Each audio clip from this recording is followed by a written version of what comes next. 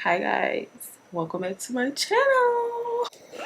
So I haven't posted on YouTube in like a year, and that wasn't my plan at all, but I do want to tell you guys what I've been up to while I do my hair. The last time we hung out, I was doing makeup in Dallas. I remember around that time I always was contemplating, like, should I start back doing makeup? Should I start back doing makeup? And everybody would tell me, yeah, start back doing makeup. But I felt like every time I started doing makeup, I would like be spending more money trying to be a makeup artist than I was actually making. Doing makeup is a skill of mine and I can get paid for that, but at that time it had just never really been worth the investment. So in Dallas, I think Dallas was like December. In Dallas, my friend who she has a suite where she does hair, and that's where I was doing makeup in like early 2023. She still had her shop, and we both were in Dallas together. So she was still saying how if I do want to try again, the station in her shop that I had the year before, she'll still be open to me moving into that station. So in January 2024, I started taking clients again. I moved back into shop. Like, I could stick my whole, oh my God. So I just sold it and it looks like this now. In January, something else happened that I did not anticipate. My cousin asked me to do her hair, Veronica. Y'all know Veronica. I've done her hair on the channel so many times. So it wasn't abnormal for her to ask me to do her hair. But the thing is that I just remember I really was not in the mood. I did not want to do her hair, and I especially didn't want to do her hair because of the style that she was asking me to do. She wanted like a closure sew-in with a 2x6 closure, and I had not done sewing for like 4 years, so I felt like I'm not the person for the job. I felt like you could have went to somebody who literally do sew-ins, who literally do sew-ins all the time, like whose ministry, okay, you're tripping. I felt like she could have went to somebody whose ministry it was to do sew-ins, because at that time I really was only doing wigs like that. Not only did I not want to do the hairstyle, I just didn't feel like doing her hair. I did not want to film it. I just didn't. I wasn't in the mood. I wanted to do her hair and be done. I'm not sure what came over me. Maybe it was just I don't know. Something just told me to record it. Not for YouTube, but for TikTok. Because at that time, early 2024, everybody was like, oh, you need to get on TikTok too. You need to get on TikTok too. And I found it to be overwhelming to be trying to post consistently on all these platforms at the same time. But everybody was like, oh, TikTok is where it's at. Like, you need to get on TikTok, blah, blah, blah. So I'm like, all right, I don't feel like filming this for YouTube, but I will film it for TikTok. While I was doing her hair, I got this idea like, oh, I'm finna record this and I'm finna eat you up. Like, I'm gonna eat you up. I'm gonna tell TikTok how annoying you are. And you know, TikTok, the internet period, they like drama, they like problems. And I'm like, they gonna eat it up because I'm just gonna be sitting here complaining about you. You're the worst client ever. You're so annoying. And she was laughing. She was like agreeing with me that, yeah, you should do it. You should do it. You finna go viral, whatever, whatever. I don't even remember what was said in the video. Like, I never watched that video, honestly. But I know I did not disclose that I know this girl, this is actually my cousin. But it was all just, it was very jokey. And that's what a lot of the comments, they were like, oh, I was watching this. I thought it was like a skit or whatever. I was just waiting for you to be like, this is my little sister and you never said it. So the internet was thinking that I literally was a hairstylist who was just eating my client up on the internet unprovoked. As soon as I posted this video, it's like the traction was immediate. Today, I think that video has like 15, 16 million views. People are still commenting on it today. If I open my TikTok today and I check my notifications, people would still be commenting on that video I made a year ago. And I'm like, okay, very appreciative that everybody liked this video that much, but bored now. Let's talk about something else. At that time, I was like, okay, I have millions of people watching me because of this video, and they're gonna think that I am a hairstylist. And you guys know I have zero interest in doing anybody's hair. I don't even like doing my own hair. I do my own hair because I just have to at this point. But yeah, I had all these eyes on me, and I'm like, in order for me to take advantage of this, I have to redirect everybody's attention from me doing hair to doing makeup. And I remember making a makeup video kind of with the same narrative as the first video, basically saying how she's a client and I blocked her from booking me. I don't know how she's here. She's like the worst client, blah blah blah. So I start getting clients for makeup now. Everything is going pretty good. Like, I'm getting clients. My TikTok page is growing. My clients, they would come in or whatever, and I would pretty much do like a story time of how their appointment went. If they was late, I said she was late. Like, if they was on their phone a lot, I was like, ooh, she was on her phone, she never put her phone down. Like, just taking that approach. And that had its pros and its cons. I don't know if you guys want to hear about that, but I did that for a while, right? But as usual, y'all, I get bored. I get so bored. I saw my TikTok page, which is brand new, becoming very one note, very one dimensional. If you came on my page, all you thought was that I was a makeup artist. And I don't like that, because I'm so much more than a makeup artist. I'm so much more than a girl who just be doing her hair on the internet. And I don't want my content to make it seem like I'm just like one thing. I just get bored. I get bored. I was enjoying doing my little come to work with me's or like doing my client reviews or whatever, but I still wanted to do more things. I never just wanted to do one thing. Why did I start accepting wig collabs on my TikTok?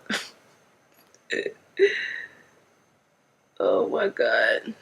It's like the very thing that I was running away from on YouTube, I went to go do on another app. Isn't that crazy? If you take a look at my channel, it looks like I'm just a wig influencer. And maybe there was a point in time when I wanted that. Like, I used to say, oh, I just want people to see me wigs. I just want to get paid for changing my look. But I think through getting and experiencing the things that you think you want, you actually start getting a better idea of what it is that you actually want. And yeah, I think you have to want something initially, and then when you get it, maybe then you could kind of like redirect and be like, okay, you know what, I thought I wanted to go down this path, but I actually want to take another route. Doing content about makeup, but I'm also doing my wig collabs. I'm vlogging. At this point, I'm just having a ball on TikTok pretty much. But then it's like the same exact thing. One thing about them wig companies, they will be in your email nonstop, and I kept accepting the offers. It's kind of hard, like when you know that you don't necessarily want your page or your life to go in this specific direction, but you keep getting these opportunities, and sometimes a distraction can come in the form of an opportunity. It's not, oh, this group chat, y'all gotta relax. I was saying that sometimes distractions can come in the form of opportunities. It's not a bad thing that companies were reaching out to me, and it's not a bad thing to have people wanting to pay you to put a wig on.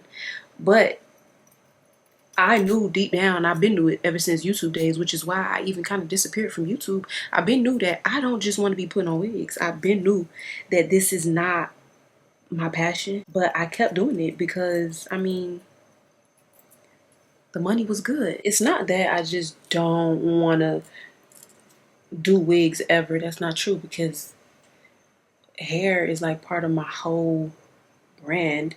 But when I feel like I'm just doing the same thing over and over and over and over again, I get really uninspired, and it starts to show in my content. And if I'm watching my own content, editing my own content, and I'm bored, how could I expect anybody to come on my page and want to watch it when I don't even want to watch my content? So when I start feeling like that, that's how I know it's time for me to switch things up and do something different.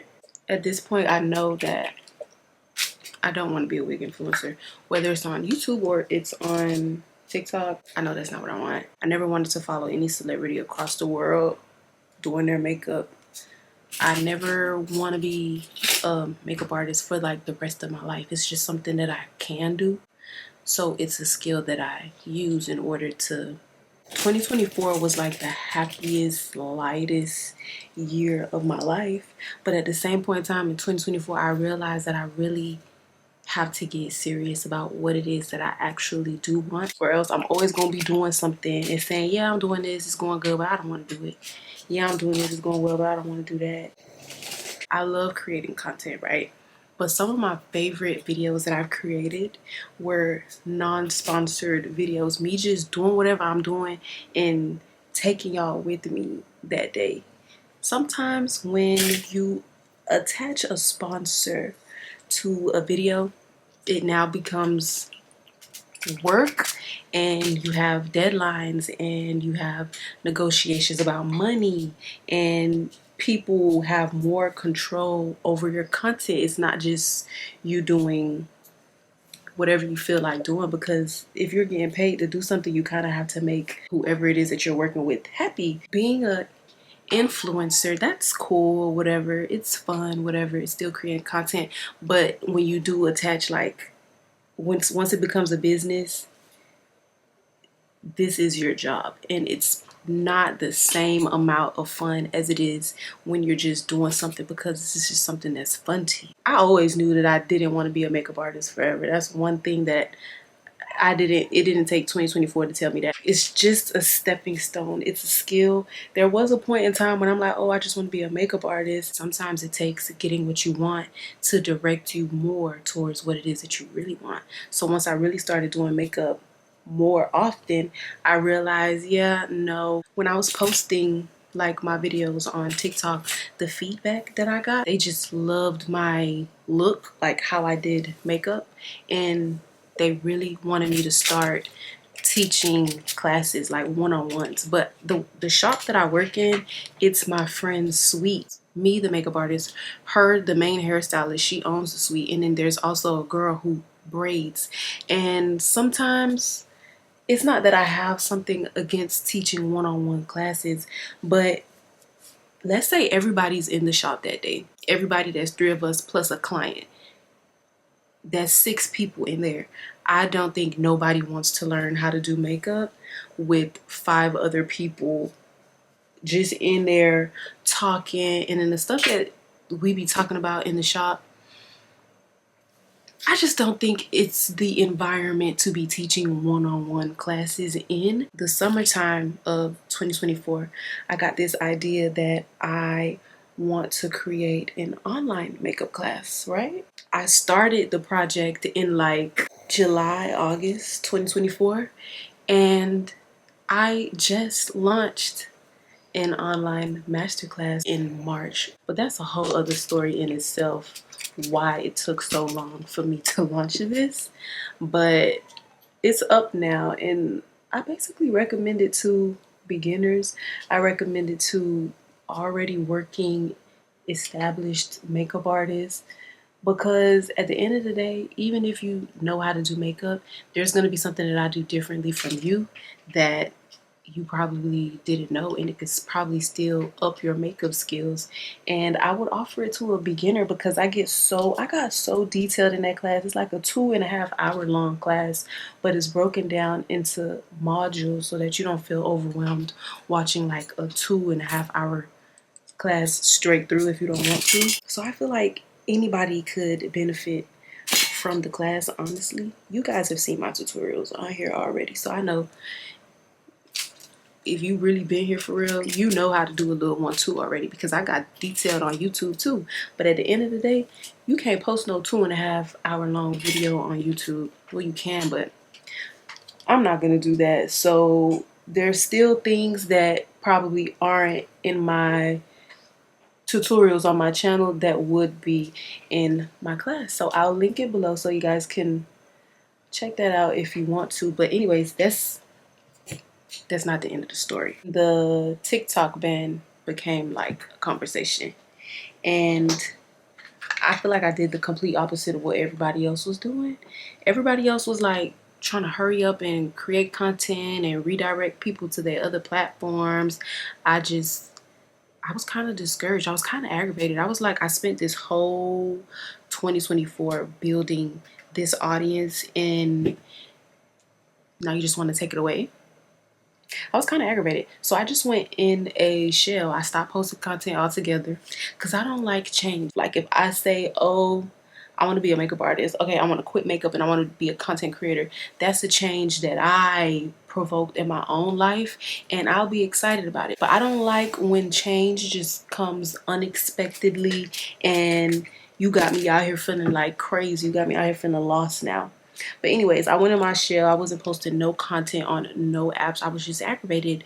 But I also was like, all right, so what are you gonna do? Like, what do you want to do? There was this whole trend going on TikTok at one point when it was like, put like a day in your life, like a day of your dream life in Chat GPT, and ask them to, or tell ChatGPT your dream life and tell them to write a story about a day in your dream life. Something like that. I don't know. And when I was telling ChatGPT like what my dream life consisted of, it was me creating content that, number one, inspires me, and also being a business owner. Can you guys guess what the business is? This flat ironed. Pretty nice. Anyways, did you guess it? You should have guessed it. My hairline. I feel like some of you on my channel were actually like here already when I launched the first time. So I launched and then I closed down my website because I just didn't know anything about business, or I didn't know how to do it right. And probably right now I still don't really know how to do it right, but I feel like now I have more perseverance, I think the word is, to keep going no matter what the numbers look like, the sales look like, the orders look like, whatever. I'm actually testing a vendor right now. What do you guys think? In my dream life, I'm creating content still, and House of Vane is doing amazing, and that's what I want. For a long time, I always knew that I was going to relaunch again, but for a long time I was always like, oh, I'm not ready, I need to have this first, I need to get this first, I need to have that, I need to have this amount, I need to do whatever. But I feel like that was just me prolonging something for no reason. There is like something good out of being prepared for something, but there's a difference of wanting to be prepared and wanting everything to be perfect. Everything is not going to be perfect, and if that's what I was waiting on, this company would have never launched. Yeah, I want to try again with my hairline, and I feel like that's why I don't want to be a wig influencer. It's because every time I get a wig in the mail and I'm putting it on or whatever, I'm like, damn, I'm like promoting somebody else's stuff when this is what I want to do. I want to send hair out to influencers and have them promote me. That's what I want. Like, that's what I really, really want. I think that's the direction that my life has been going in all along. Instead of me doing like this big fake surprise launch, I feel like if you know anything about me, like you can see that coming. Like you can see that coming, that I would want to launch a hairline. I want you guys to be a part of it with me. I want you to help me. YouTube was like my first love, honestly. The only reason why I'm on YouTube is because of how much I used to watch YouTube and want to be like the girls that I was watching when I was in high school. And even though I haven't posted here in a year, I still feel like YouTube is like my strongest community, because I found my first supporters on YouTube, and that's a lot to subscribe to somebody's channel. Like, this is not, you're not here for a minute and then scrolling on to the next person. You're watching longer videos. So I want everybody who I started with to come on this journey with me of relaunching. And I want to relaunch more sooner than later. I want y'all to help me choose the final vendor. I want y'all to help me choose my new logo design. I want y'all to help me choose my packaging. I want y'all to help me in everything that I'm gonna be doing. I missed you guys, and if you're watching this, thank you. That's my little update. This is my hair. Like I said, this is one of my sample vendors that I'm testing out right now. I don't think that this vendor is gonna be in the running, honestly, because I just went through some things with this vendor that I will talk about in another video. And I hope you guys stay on this journey with me to relaunching. It's gonna be great. It's gonna be fun.